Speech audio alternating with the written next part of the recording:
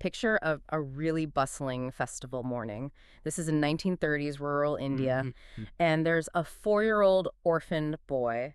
He's standing right in the middle of a dazzling, completely chaotic fairground. It's overwhelming scene. Oh, completely. And in his tiny, calloused hand, he holds his entire net worth, which is just 3 pennies. Right, 3 pays. Yeah.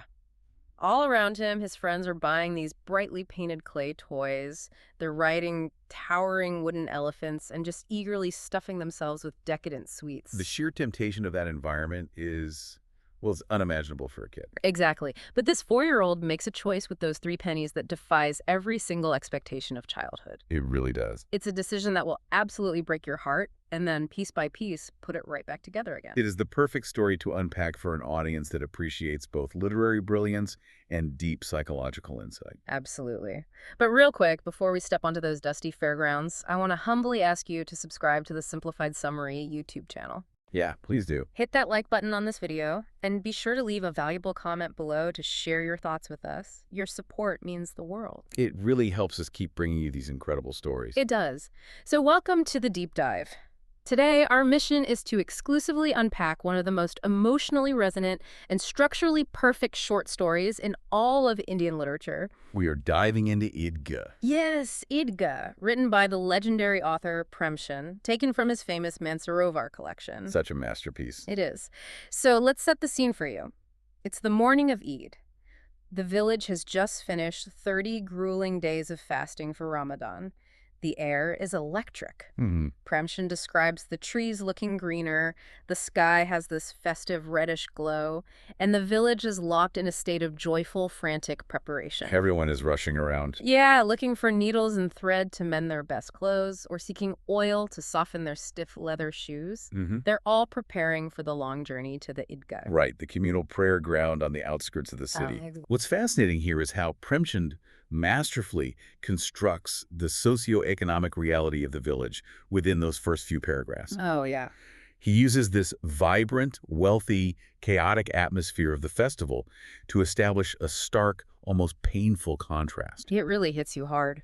On one hand, you have the collective joy and material anticipation of the village as a whole. And on the other, you have the quiet, devastating poverty of our main character. Little Hamid. Right. A 4-year-old orphan boy named Hamid and his elderly grandmother, Amina. Premchand doesn't just tell us they are poor. He makes us feel the weight of their isolation amidst a sea of communal celebration. The economic divide is crystal clear the second the children gather. The village boys are aggressively displaying their wealth. Oh, they're showing off. Big time. Pulling pocket money out, counting it, shoving it back in. The source material actually gives us the exact accounting. A boy named Mahmud proudly counts out 12 pays. Another boy, Mohsin, boasts 15 pays. Which is a fortune to them. It's infinite purchasing power. It is the absolute freedom to buy mountains of toys, sweets, and carnival rides. Which brings us to Hamid's reality. Yeah. He is entirely disconnected from that financial freedom. He's thin, poorly dressed, and completely barefoot. Just walking on the rough ground. Wearing an old, frayed cap that's turned black with age and dirt, and his total Eid allowance is just 3 pays. A quarter of what his poorest friend has. Exactly. Yet the text explicitly notes that he is the happiest child in the entire village. It's such a striking image. Okay, let's unpack this. How does a starving, barefoot, orphan child manifest that level of joy while surrounded by peers who are vastly wealthier? Well, it comes down to a profoundly tragic yet protective psychological lie. Right. Hamid has been told by his grandmother that his father, who actually died of cholera the previous year, has gone away to earn money. And will soon return with massive sacks of silver. Exactly. He also firmly believes his mother, who faded away from illness shortly after, has gone to Allah to bring back beautiful, wondrous gifts just for him. So he's running on pure, unadulterated hope. Yes. For a 4-year-old, reality is malleable. The promise of future abundance completely shields him from the sting of present poverty. He doesn't think he's poor. Not at all. He isn't clear in his own mind. He is merely waiting for his immense wealth to arrive. That innocence makes the reality of the adults around him even heavier, doesn't it? It really does. Because while Hamid is bouncing around with excitement, his grandmother, Amina, is in absolute despair. It's Eid, the biggest celebration of the calendar year. And there is literally not a single grain of food in her house. She desperately wants to prepare the traditional Eid Savian, the sweet vermicelli, but she lacks milk, sugar, or the money to buy them. So she's just sitting in her dark, quiet room, terrified. Yeah, because she has to let little Hamid walk the 3 cows to the fairgrounds entirely alone. 3 cows. That's about 9 miles. A massive trek for a kid with no shoes to protect his feet from the rough road or the heat. And she's terrified he'll be trampled or lost in the massive crowds. But she cannot accompany him. No, she has to stay behind and desperately try to scrape together some semblance of a meal. She hands him his 3 pays, watches him run off, and simply prays. Her anxiety anchors the story in the harsh realities of rural poverty. She is acutely aware of the dangers of the world, both physical and psychological. She is sending a deeply vulnerable child out into an environment specifically designed to exploit desire, knowing she has given him virtually nothing to defend himself with. So the boys finally set off, beginning that long walk from the rural village to the urban center where the Idgah is located. And the sensory details Premchand provides here are incredible. They really highlight the massive gulf between rural and urban life in that era. As they approach the city, the village boys are completely wide-eyed, Taking it all in. passing imposing colonial buildings, a college, a posh club, endless rows of sweet shops. They marvel at the city and display this hilarious childhood wonder mixed with rural skepticism, Right, they see the college and mock the adults. questioning why grown men with massive mustaches are still sitting at desks going to school. It's so funny. And they look at the club and are convinced that bizarre magic tricks happen inside, or that dead men's skulls are rolling around on the tables. Premchand uses that humor Very deliberately. It highlights their alienation from urban institutional power. Yeah, that makes sense. These boys belong to the agricultural working class. The concept of a grown man studying or joining a leisure club is completely alien to their understanding of how the world functions. But that alienation abruptly shifts when they finally reach their destination. Idgah. The arrival at the Idgah is a breathtaking cinematic moment in the text. Imagine an absolute sea of humanity Thousands of people. lined up for prayers on carpets that stretch further than the eye can possibly see, spilling out into the open field. If we connect this to the bigger picture, Premchand uses the prayer scene to make a profound statement about spiritual egalitarianism. He vividly describes these thousands of heads bowing down and rising back up together, perfectly synchronized. The text compares it to thousands of electric lights turning on and off all at once. It's a mesmerizing visual. But the crucial thematic point the text makes is that in this specific moment, all the wealth, all the status, all the rural versus urban divides simply evaporate. Wow. In the Idgah, brotherhood and pure equality reign supreme.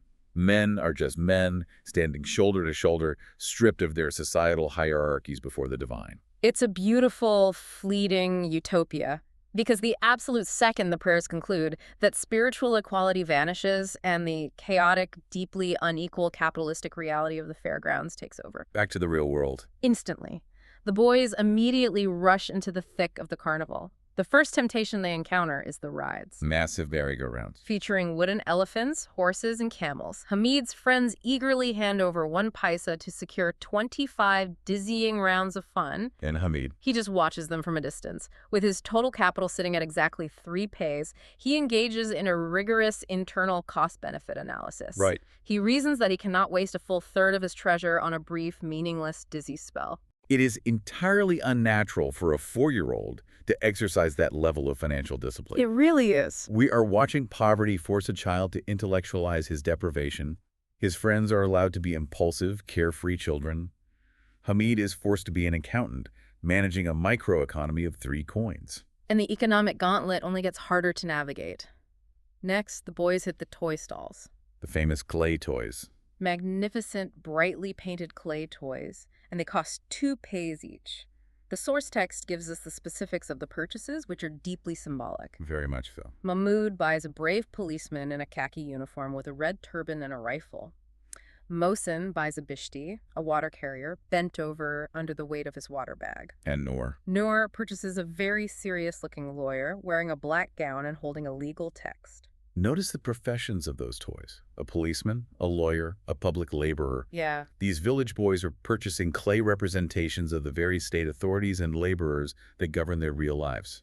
It is a fascinating layer of social commentary by Premchand. I hadn't even thought of that. But more importantly, how does Hamid react? He cannot afford a two-pays toy without effectively bankrupting himself. He immediately starts downplaying the value of the toys. He tells his friends that the toys are just made of fragile clay. Dismissing them. Right.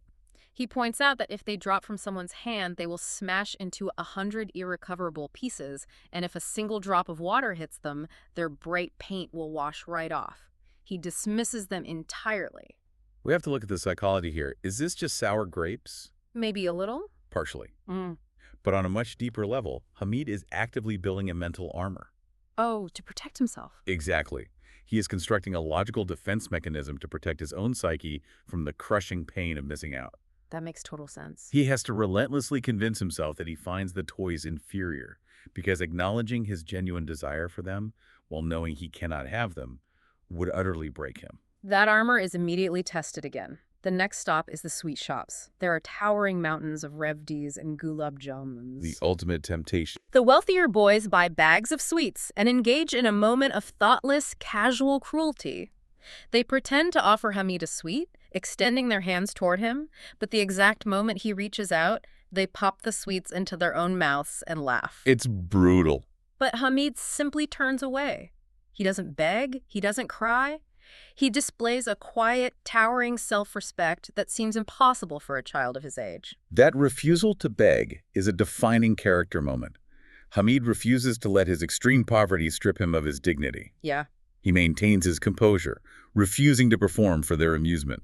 It is a tremendous display of internal strength. Here's where it gets really interesting. Hamid is walking past all these colorful, enticing stalls designed specifically to drain the pockets of children, and he finally stops. But not at a toy shop. Nope, not at a fragrant sweet stall. He stops at a dusty utilitarian hardware shop, and there, hanging on the wall, he sees a pair of rough iron tongs, a chimta. This is the narrative pivot of the entire story. It is. A 4-year-old boy, immersed in an environment built entirely around the exploitation of childhood desires, stares at a piece of domestic hardware and experiences a profound epiphany. His mind completely bypasses his own hunger and his own desires.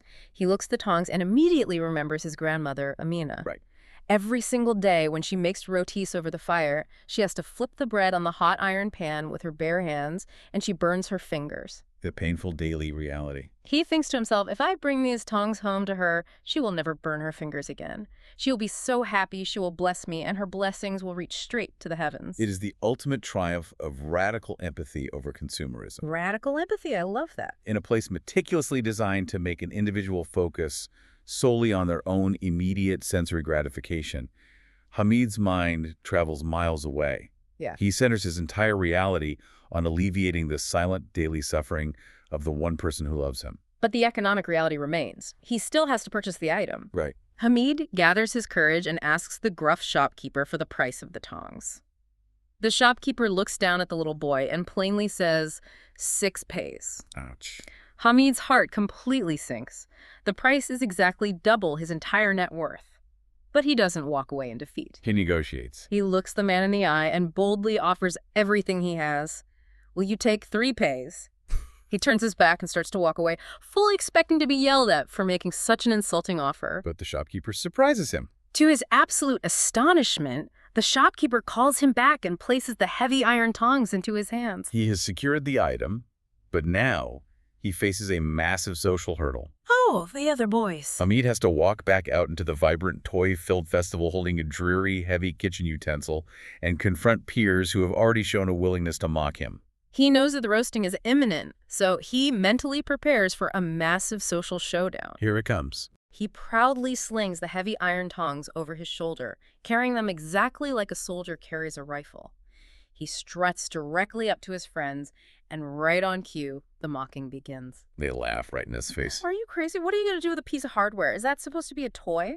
This is where Premchand showcases Hamid's brilliant intellect. It's masterful. Hamid mounts a completely unexpected defense of his purchase. He doesn't just defend the utilitarian nature of the tongs. He rhetorically elevates them into the realm of myth. Yes. He declared that his Chimta is a brave, invincible tiger. He titles it Rustam-e-Hind, the champion of India. The rhetoric he uses is incredible. He argues with absolute unwavering conviction. He points at their expensive purchases and says, look at your fragile clay toys. If they fall, they die. And his Chimta. If I rest it on my shoulder, it transforms into a gun. If I hold it in my hands, it becomes the musical instrument of a wandering holy man. And if my iron tiger strikes just once, it will smash all your weak, pathetic clay toys into dust. He boasts that his champion can walk through fire and water without suffering a single scratch. It is a phenomenal masterclass in framing. Truly. Hamid takes a grim symbol of poverty and grueling domestic labor and uses sheer imagination to transform it into an invincible weapon of legend. It's brilliant. His airtight logic, fueled by his fierce, unyielding confidence, completely overwhelms the psychological defenses of the other boys. They realize their expensive toys are fundamentally vulnerable, while Hamid's item is indestructible. The power dynamic completely flips. His friends are so mesmerized by this Rustam-e-Hind that they actually start begging Hamid for the privilege of holding it. They want to touch it. They negotiate a trade. They will allow Hamid to play with their fragile clay policeman and lawyer if only they can hold the mighty iron tongs for just a moment. The Chimta becomes the undisputed, legendary champion of the Fairground. Hamid leaves the festival not as a marginalized, impoverished orphan, but as a victorious, respected hero. He wins the battle of the Fairground. But the true emotional weight of the narrative, the real climax of Premchand's story, is waiting back in the quiet poverty of the village. The boys make the long trek home. And true to Hamid's ruthless prediction, the clay toys meet very sudden, tragic ends almost immediately upon their return. Like clockwork. Mahmoud's proud policeman trips during a mock patrol and shatters his leg. Noor's serious lawyer falls from a high shelf and explodes into pieces. Mohsin's water carrier meets a similarly bleak doom. The toys represented momentary, fragile happiness. And they vanish almost as quickly as the festival itself. The material wealth is destroyed. And into this aftermath, Hamid walks through the door of his dark home. Amina hears his voice, rushes out, scoops him up, and kisses him. Then she notices the heavy, dark iron object clutched in his hand. She asks, "Where did you get these tongs?" Hamid plainly says, "I bought them." She asks, "For how much?" Hamid replies, 3 pays. Amina's initial reaction is explosive. She loses it. She experiences pure shock and profound anger. She beats her chest in frustration. She scolds him harshly for his perceived foolishness. Well, she's thinking about what he missed. Right. She reminds him that it is almost noon, he has fasted the entire day and walked miles in the heat. She yells that he didn't eat a single sweet, he didn't drink any water, he didn't buy a single toy to bring himself joy, and out of the whole massive, wondrous fare, he chose to bring home a heavy piece of iron. She is furious because she believes he squandered his one solitary chance at experiencing childhood joy. But then Hamid delivers a simple, devastating response straight from the text. What does he say? He looks up at his grandmother and says, "You burn your fingers on the iron pan, so I brought this for you." This raises an important question. How does a human being even begin to process a love that profound? I don't know if you can. The emotional shift within Amina is instantaneous and earth-shattering. Every ounce of her anger evaporates into thin air. It is entirely replaced by a deep, overwhelming sorrow mixed with an expansive, infinite love. In that single sentence, she suddenly realizes the sheer, staggering scale of the sacrifice this tiny 4-year-old child just made. While every other child at the fair was gorging on sweets and indulging in colorful toys, her little Hamid was waging a silent war against his own childhood desires. He actively resisted every single temptation, purely out of empathy for her daily physical pain. And this leads to the most beautiful, poignant structural element to the entire narrative. The ending. Premchand executes a complete role reversal at the very end of the story. He writes that the little boy Hamid had acted like a wise, mature adult, making a practical, deeply selfless choice. And observing this forces the old woman Amina to break down and weep like a vulnerable child. She stands there, tears streaming down her weathered face, showering the little boy with blessings from the depths of her soul, her heart completely undone by the sheer magnitude of his love. So what does this all mean? As we synthesize the themes of this deep dive, Premchand leaves us reflecting on a massive, undeniable contrast. The fragile versus the unbreakable. Exactly. We have the fragile clay toys representing material wealth, superficial status, and momentary gratification, things that inevitably break, fade, and disappoint. And then we have the iron tongs. Rough, unglamorous, heavy, but entirely unbreakable. They represent the enduring, permanent wealth of empathy, sacrifice, and deep human connection. The story rigorously argues that true richness isn't found in what we have the capacity to buy for our own pleasure, but in what we are willing to endure and sacrifice for the well-being of others. Hamid is the wealthiest person in the story. Not because of his capital, but because of his character. Which leaves you with a final thought to ponder. Throughout this entire story, we, along with generations of readers, have celebrated Hamid's incredible maturity, his resilience, and his beautiful sacrifice. We applaud him for it. But should we really be celebrating? Does this story actually leave us cheering for a child's profound capacity for love? Or does it leave us mourning the tragedy of a society that forces a 4-year-old to shoulder the emotional and physical burdens of an adult, completely bypassing the innocent joy of his own childhood? It is a deeply unsettling question that complicates the heartwarming nature of the ending, and it demands reflection long after the final page is turned. If Hamid's journey and Premchand's brilliant storytelling touched your heart today, please remember to subscribe to the Simplified Summary channel, hit that like button, and share your valuable thoughts in the comment section below. We want to know how you interpret that final question. Thank you so much for joining us on this deep dive into Idgah, and we will see you next time.